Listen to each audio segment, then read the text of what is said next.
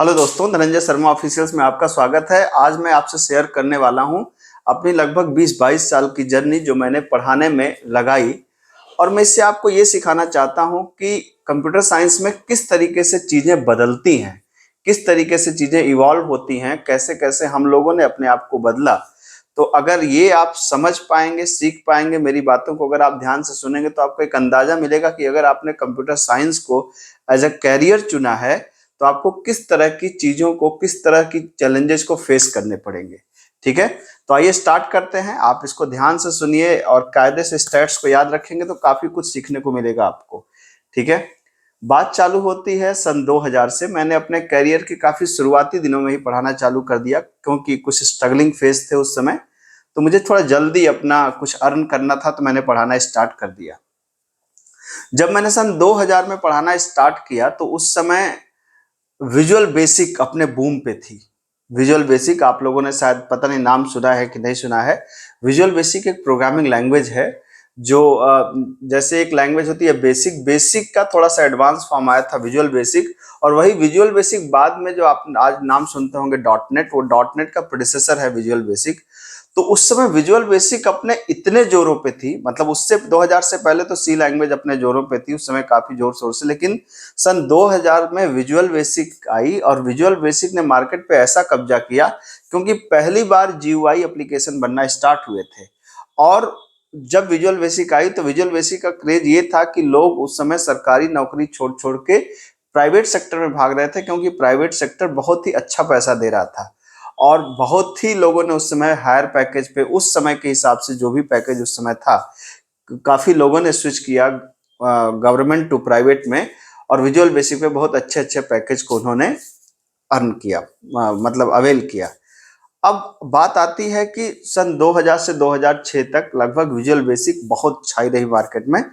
उसके बाद visual basic में थोड़ा सा चेंज हुआ जब विजुअल बेसिक मतलब वो एक डॉट नेट के प्लेटफॉर्म पे आ गया, मतलब एक जो आ गया डॉट नेट नाम से आ गया। और डॉट नेट में उस समय एएसपी डॉट नेट का बहुत बोलबाला था, मतलब वेबसाइट बनाने के लिए एएसपी डॉट नेट उस समय माइक्रोसॉफ्ट ने दिया था। और सन 2006 से 2016 के बीच में जब मैं यूपी टेक में था, उससे पहले मैं एसटीजी में था, सॉफ्टवेयर टेक्नोलॉजी ग्रुप में। वहां पे मैं विजुअल बेसिक मैंने काफी दिनों तक पढ़ाया था। वहां पे मैंने ऑरेकल पढ़ाया था, उस समय ऑरेकल चला करता था। फिर 2006 से 2010 तक उस समय डॉट नेट आई अचानक से मार्केट में। और ये बेसिकली विजुअल बेसिक को मिला करके, visual basic, visual C plus plus, SQL server, इन सबको मिला करके एक कंबाइंड पैकेज था जिसका नाम दिया गया डॉट नेट।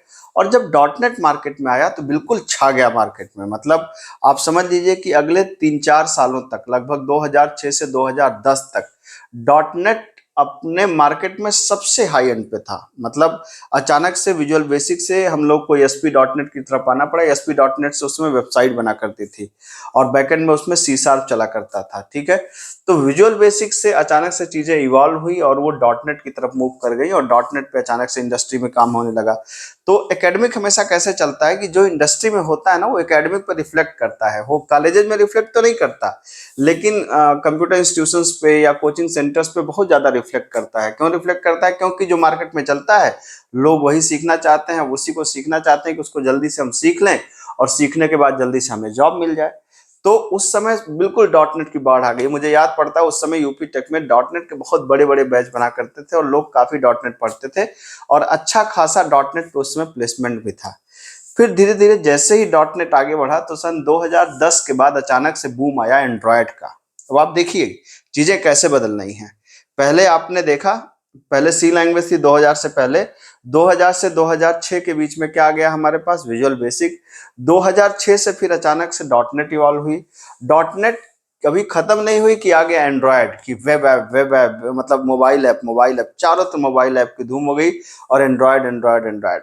अब इंडस्ट्री में सारे लोगों को अचानक से उस समय मोबाइल इवॉल्व हुआ। मतलब अब एक स्मॉल डिवाइस आ गई। पहले तो डेस्कटॉप लैपटॉप पे लोग काम करते थे, अचानक से मोबाइल का बूम हुआ। जब मोबाइल का बूम हुआ तो ये हुआ कि हर चीज का ऐप बनाया जाए। जब हर चीज का ऐप बनाया जाए तो ऐप बनाया किससे जाए? तो उस समय जो सबसे फेमस था ऐप बनाने के लिए, दैट वाज एंड्रॉयड। और मार्केट पे अगले 3-4 सालों तक, लगभग 2014 तक एंड्रॉयड ने जम के राज किया। ठीक है, तो उस समय एंड्रॉयड ही का ही बोलबाला था, जिनको एंड्रॉयड आती थी। अब हर चीज की एक सिचुएशन लेवल होती है। जैसे अब ऐसा नहीं कि आज एंड्रॉयड पे काम नहीं है, लेकिन जब कोई चीज शुरू होती है ना, तो उस समय जो मार्केट का फ्लो रहता है वो एक अलग ही फ्लो रहता है। उस समय क्या होता है कि बहुत ढेर सारी अचानक से अपॉर्चुनिटीज क्रिएट होती हैं, बहुत ढेर सारी डिमांड होती है, हर आदमी को उसी में सॉफ्टवेयर डेवलप कराना होता है। तो उस तरीके से एंड्रॉयड वगैरह, मतलब अचानक से जब कोई नई चीज आती है तो अचानक से उसमें एक बूम आता है और नए नए लोगों की रिक्वायरमेंट होती है, नई चीज होती है, ज्यादा लोग जानते नहीं होते। तो ये बात आई भाई साहब किसकी, एंड्रॉयड की। आप कहां तक पहुंचे थे, सन 2014 तक। अब बात आई सन 2014 के बाद अचानक से उड़ते उड़ते उड़ते आया क्या, पाइथन। और पाइथन जैसे ही आया तो पाइथन आया तो डेटा साइंस और मशीन लर्निंग।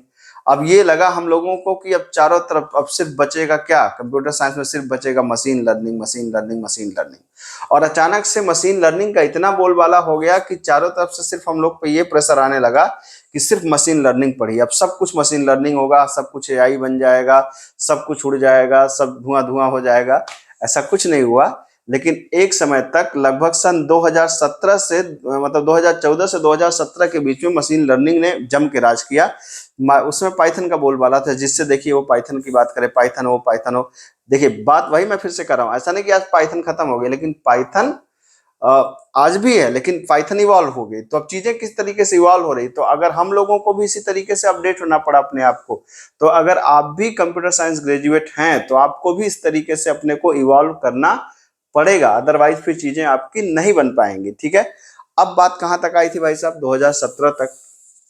2017 में अचानक से कोविड से ठीक पहले या कोविड के समय में अचानक से एक आंधी आई, किसकी, डीएसए की। ऐसा नहीं कि डेटा स्ट्रक्चर एल्गोरिदम नहीं पढ़ाया जाता था, डेटा स्ट्रक्चर तो सन 2000 से पढ़ाया जा रहा है। डेटा स्ट्रक्चर्स कोर्स करिकुलम का एक इंटीग्रेटेड पार्ट था, लेकिन जो एल्गोरिदम वाला पार्ट था उसके रिगरस क्वेश्चन एनआईटी आईआईटी तक ही सीमित थे। लेकिन अचानक से प्राइवेट कॉलेजेस में, टायर 2 टायर 3 कॉलेजेस में भी डेटा स्ट्रक्चर बेस्ड कंपनीज आने लगी। तो अब ये हो गया चारों तरफ की data structure algorithm, data structure algorithm, data structure algorithm.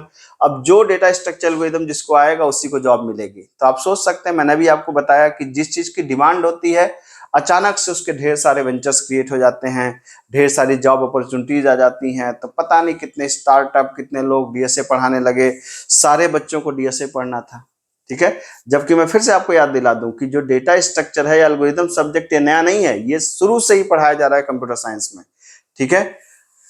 अब अचानक से फिर अब देखें, पिछले 1 सालों से फिर सिनेरियो चेंज है। अब डीएसए बेस्ड कंपनीज की जो इस समय आ रही हैं, वो हायरिंग जो आ रही है वो थोड़ी सी कम आ रही है। तो जब थोड़ी सी कम हायरिंग आ रही है, इस समय फिर से चीजें जो इवॉल्व हो गई वापस, क्या इस समय जो नई चीज चल रही है वो जमाना है फुल स्टैक का। चाहे पाइथन के फुल स्टैक पे जाइए जैंगो के साथ में, जावास्क्रिप्ट के फुल स्टैक में जाइए मीन मर्न के साथ में, या पीएचपी के फुल स्टैक में जाइए कोड इग्नाइटर लारावेल के साथ में। तो इस समय जो जमाना आया है वो किसका है, फुल स्टैक का है। और करंट सिनेरियो में आप देखेंगे तो फुल स्टैक ही चल रहा है। तो आप देखिए कि जैसे जैसे हम लोगों ने पढ़ने पढ़ाने में, हम लोगों को तो ठीक है हम लोग पढ़ते पढ़ाते हैं, जो पढ़ाने वाली इंडस्ट्री है वो थोड़ी धीरे धीरे ट्रांजिट करती है। लेकिन अगर आप इंडस्ट्री में हैं तो वो आपका ट्रांजिशन बहुत तेज होगा, क्योंकि जैसे ही नई चीज आएगी लोग अपने आप को तुरंत उस तरीके में कन्वर्ट कराने की कोशिश करते हैं, और आपको उसको करना पड़ेगा। ओवरनाइट आपको चीजों को पढ़ना पड़ेगा और बहुत तेजी से उसको इवॉल्व करना पड़ेगा। अच्छा, इतने बड़े डिस्कशन से कंक्लूजन क्या निकलता है, कंक्लूजन क्या निकलता है, क्या चीज ऐसी है जो अस्थाई है, जो परमानेंट है, जो नहीं बदली है। जो परमानेंट है, जो नहीं बदली है आज तक, वो है हमारा लॉजिकल पार्ट। मतलब डीएस, डेटा स्ट्रक्चर शुरू से था, आज भी है, और मैं आपको यकीन दिलाता हूं कल भी रहेगा। एल्गोरिदम पहले भी था, आज भी है, कल भी रहेगा। तो ये अचानक से डीएसए की बाढ़ आई, इतना ऐसा नहीं था कि डीएसए बच्चे करते नहीं थे, लेकिन डीएसए जो था वो ज्यादातर आईआईटी एनआईटी तक सीमित था। लेकिन जब कोविड के समय में हर कंपनी, प्राइवेट कॉलेजेस में भी डीएसए को बहुत जबरदस्त तरीके से पूछना चालू कर दिए, तो हर जगह सारे बच्चे डीएसए को पढ़ने लगे। अदरवाइज डीएसए सिर्फ टॉप लेवल की जो कंपनीज थी वो डीएसए को बहुत तगड़े स्तर पे पूछती थी, और वही तैयारी वो लोग करते थे। ठीक है। तो 2-3 चीजों को सीखने लायक है इसमें, कि पहली, बेसिक प्रोग्रामिंग लॉजिक वो अस्थाई चीज है, वो कभी नहीं बदलती है। क्या अस्थाई नहीं है, अस्थाई नहीं है जो टेक्नोलॉजिकल ग्रोथ है, ये अस्थाई नहीं है। कल को प्रोसीजरल चलता था, फिर ऑब्जेक्ट ओरिएंटेड आया, फिर ऑब्जेक्ट ओरिएंटेड के बाद पूरा का पूरा एमवीसी हो गया। जावास्क्रिप्ट पहले क्लाइंट साइड थी, फिर वो एज ए लैंग्वेज आ गई, फिर एज ए फ्रेमवर्क आ गया। तो ये सारी चीज़ें इवॉल्व होती हैं। लैंग्वेज समय के साथ बदलेगी, वो हमें बदलना ही पड़ेगा। और आप कंप्यूटर साइंस में हैं तो आपको हमेशा, मेरे एक सर थे वो बहुत अच्छी कोटेशन कहा करते थे, कंप्यूटर साइंस का मतलब होता है, कंप्यूटर साइंस एक ऐसी फील्ड है जिसका मतलब होता है कि शेर की पूंछ पकड़ के दौड़ना है। तो अगर कंप्यूटर साइंस में आपको रहना है तो कंप्यूटर साइंस में टेक्नोलॉजी शेर की रफ्तार से भाग रही है, उसकी पूंछ पकड़ के आपको दौड़ना पड़ेगा, अदरवाइज भीड़ में कहीं ना कहीं आप पिछड़ जाएंगे। तो अगर आप इस फील्ड में हैं तो इस माइंडसेट के साथ अगर आप रहेंगे तो सुखी रहेंगे। आपको माइंडसेट अगर ये रहेगा तो हमेशा नई चीज़ सीखेंगे, और नई चीज़ सीखेंगे तो आपको हमेशा करियर में फ़ायदा करेगी। आशा है मेरी बातों से आप कम से कम एक अंदाज़ा लगा पाएंगे कि किस तरीके से ग्रोथ होती है कंप्यूटर साइंस में। मिलते हैं, थैंक यू सो मच।